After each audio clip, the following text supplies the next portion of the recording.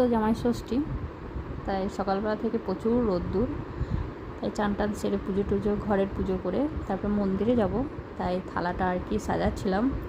আজকে মানে এই খেজুরটা এত সুন্দর পাওয়া গেছিলো, মানে পেয়েছে আজকে সমর, তাই নিয়ে এসছে। তাই ভালো যে ঠাকুরকেই দেওয়া হোক, তাই সাজাচ্ছিলাম, থালাটা সুন্দর করে সাজালাম।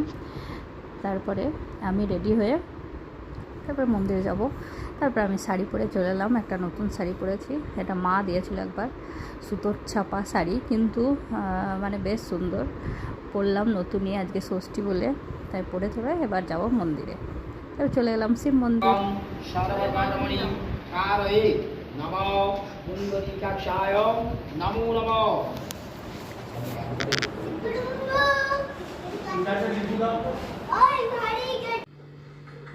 মন্দির থেকে চলে এসেছি, এখন এই ষষ্ঠী শুকনো শুকনো মুড়ি একটুখানি খাবো।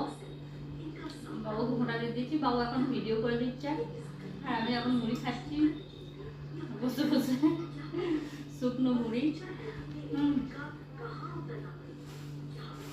শুকনো শুকনো মুড়ি খাওয়া মানে কষ্টের ব্যাপার, কোনো ব্যাপার না।